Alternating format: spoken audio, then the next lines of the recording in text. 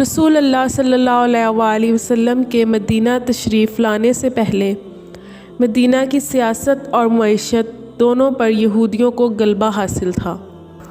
سیاست پر اس لیے کہ مدینہ کے دونوں قبائل اوس اور خزرج کو وہ ہمیشہ آپس میں لڑاتے رہتے تھے اور ان کے فیصلے یہودیوں کے پاس جاتے تھے۔ معیشت پر انہیں یہ غلبہ حاصل تھا کہ پوری تجارت یہودیوں کے ہاتھ میں تھی۔ مدینہ کے لوگ بھی اپنا مال انہی کی مارکیٹ میں بیچتے تھے۔ مدینہ کے اصل باشندے زراعت پیشہ تھے، اس لیے انہیں قرض کی ضرورت پڑتی تھی۔ یہودی ان کو سود پر قرض دیتے تھے اور بعض اوقات وہ رہن کے طور پر مقروض کی عورت تک کا مطالبہ کرتے تھے۔ سیاسی اور معاشی صورتحال کے علاوہ مذہبی اعتبار سے بھی مدینہ کے لوگ انہیں اپنے آپ سے فائق سمجھتے تھے، اس لیے بعض اوقات ماں باپ نظر مانتے تھے کہ اگر میرا بیٹا زندہ رہ گیا تو میں اسے یہودی بنا دوں گا۔ جب رسول اللہ صلی اللہ علیہ وآلہ وسلم ہجرت کر کے مدینہ تشریف لائے تو ان کی یہ چودراہٹ ختم ہو گئی، اس لیے انہوں نے مسلمانوں کو نقصان پہنچانے کی ہر ممکن کوشش کی، لیکن ان کی یہ کوشش رائگاں ہی ہوتی گئی۔ یہودیوں میں شروع سے جادو ٹوٹکے کا رواج رہا ہے، بائبل میں بھی اس کا ذکر آیا ہے۔ اس زمانہ میں بنو زریق کا ایک شخص لبید بن عاصم باحیثیت جادوگر مشہور تھا۔ اگرچہ یہ قبیلہ اہل مدینہ کا تھا، لیکن قبیلہ کے بعض لوگ یہودی ہو گئے تھے، ان میں ہی لبید بھی تھا۔ چنانچہ خیبر کے ایک وفد نے لبید سے ملاقات کی اور اس سے خواہش کی کہ وہ رسول اللہ صلی اللہ علیہ وآلہ وسلم پر جادو کر دے۔ یہ اس وقت کا واقعہ ہے جب صلح حدیبیہ ہو چکی تھی اور اسلام اور مسلمانوں کے خلاف یہودیوں کے سارے حربے ناکام ہو چکے تھے۔ ایک یہودی لڑکا حضور اکرم صلی اللہ علیہ وآلہ وسلم کی خدمت میں آتا رہتا تھا۔ کسی طرح اس کے ذریعے آپ صلی اللہ علیہ وآلہ وسلم کی کنگھی کا ایک ٹکڑا اور چند مبارک بال حاصل کر لیے گئے تھے۔ لبید اور اس کی بیٹیوں نے جو خود بھی اس فن میں ماہر تھیں، ان بالوں کے ذریعے آپ صلی اللہ علیہ وآلہ وسلم پر جادو کیا اور ان چیزوں کو کھجور کے خوشے میں رکھ کر بنو زریق کے ایک کنویں میں پتھر سے دبا کر رکھ دیا۔ آپ صلی اللہ علیہ وآلہ وسلم پر اس کا اثر پڑنا شروع ہوا اور یہ اثر بنیادی طور پر دو شکل میں سامنے آیا۔ ایک یہ کہ آپ صلی اللہ علیہ وآلہ وسلم کو بہت ضعف ہونے لگا۔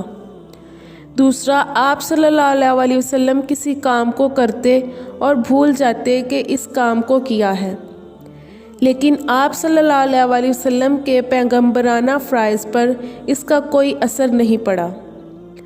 پھر ایک دن آپ صلی اللہ علیہ وآلہ وسلم نے خواب میں دیکھا کہ آپ صلی اللہ علیہ وآلہ وسلم کے سرہانے اور پاؤں کی طرف ایک ایک آدمی بیٹھ گیا اور وہ آپس میں بات کرنے لگے۔ ایک نے پوچھا، ان کو کیا تکلیف ہے؟ دوسرے نے کہا، ان پر جادو کر دیا گیا ہے۔ پھر ایک نے پوچھا، کس نے کیا ہے؟ دوسرے نے کہا، لبید بن عاصم نے۔ پھر ایک طرف سے سوال ہوا، کس چیز میں؟ دوسرے نے بتایا، کنگھی کے ٹکڑے اور چند بالوں پر کھجور کے گوشہ میں رکھ کر۔ پھر ایک نے پوچھا، اسے رکھا کہاں ہے؟ دوسرے نے کہا، ذی اوران نامی کنویں کی تہہ میں پتھر کے نیچے۔ پھر ایک نے دریافت کیا، اب اس کا علاج کیا ہے؟ دوسرے نے بتایا، کنویں کا پانی خالی کر دیا جائے اور پتھر کے نیچے دبی ہوئی چیزوں کو نکال لیا جائے۔ رسول اللہ صلی اللہ علیہ وآلہ وسلم نے نیند سے بیدار ہونے کے بعد حضرت علی رضی اللہ عنہ، حضرت عمار رضی اللہ عنہ اور حضرت زبیر رضی اللہ عنہ کو وہاں بھیجا اور آپ خود بھی تشریف لے گئے۔ پہلے کنویں کا پانی صاف کر دیا گیا، پھر وہ پتھر ملا، اسے اٹھایا گیا تو نیچے سے وہ غلاف ملا۔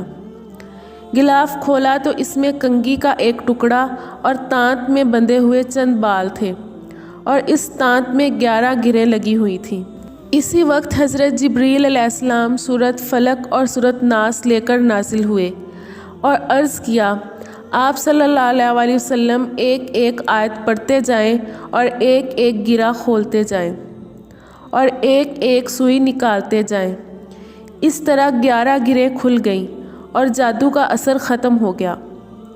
صحابہ چاہتے تھے کہ لبید کا سر قلم کر دیا جائے، لیکن آپ صلی اللہ علیہ وسلم نے منع کر دیا اور فرمایا کہ اللہ تعالیٰ نے مجھے شفا فرما دی ہے، یہ کافی ہے، میں نہیں چاہتا کہ فتنہ کی کوئی آگ بھڑکے۔ دوسرا، اندھیری رات کے شر سے، کیونکہ دنیا میں شر اور نقصان کی بہت سی صورتیں رات کی تاریکی ہی میں نقصان پہنچاتی ہیں۔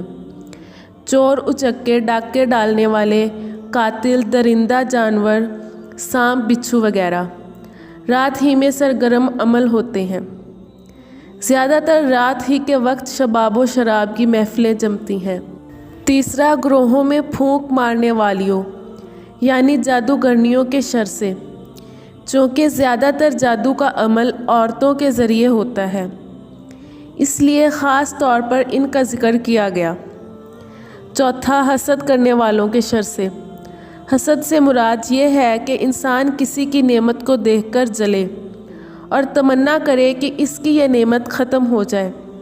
صرف اس تمنا سے تو انسان کو نقصان نہیں پہنچتا، لیکن کبھی کبھی یہ حاسدانہ جذبہ اتنا بڑھ جاتا ہے کہ حاسد عملی قدم اٹھا بیٹھتا ہے، اس لیے اس سے پناہ چاہی گئی ہے۔ دوسری سورہ ناس میں پناہ صرف شیطان سے چاہی گئی ہے، لیکن اللہ تعالیٰ جن کی پناہ طلب کی جا رہی ہے کی 3 صفات بیان ہو رہی ہیں: اللہ تعالیٰ کے رب ہونے کی، مالک و حاکم ہونے کی اور معبود ہونے کی، کیونکہ مشرک قومیں انہی صفات میں اللہ تعالیٰ کے ساتھ دوسروں کو شریک ٹھہراتی ہیں۔ اور شیطان کے جس وصف کا خاص طور پر ذکر کیا گیا ہے وہ ہے وسوسہ ڈالنا، کیونکہ ہر برائی اور جرم کی ابتدا وسوسہ سے ہوتی ہے۔ نیز شیطان کو خناس بھی کہا گیا، یعنی نظر نہ آنے والا یا پیچھے ہٹ جانے والا، یعنی شیطان یا شیطانی کام کرنے والے لوگ سامنے سے آ کر گمراہ کرنے والی بات نہیں کہتے، بلکہ پیچھے رہ کر گمراہ کرتے ہیں۔ اسی لیے حضرت انس اور حضرت عبداللہ بن عباس سے روایت ہے کہ شیطان غفلت کی حالت میں انسان کے اندر وسوسہ پیدا کرتا ہے۔ اگر انسان اللہ کو یاد کر لیتا ہے تو وہ پیچھے ہٹ جاتا ہے۔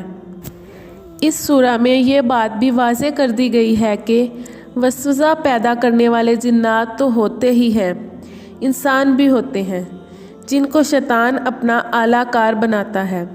آج کل سود کو معاشی نظام کے استحکام کے لیے لازم قرار دینا، ہم جنسی کے عمل کو درست قرار دینا، یہ سب انسانی وسوسوں کی قسمیں ہیں جن کا فتنہ آج پوری دنیا میں پھیلایا جا رہا ہے۔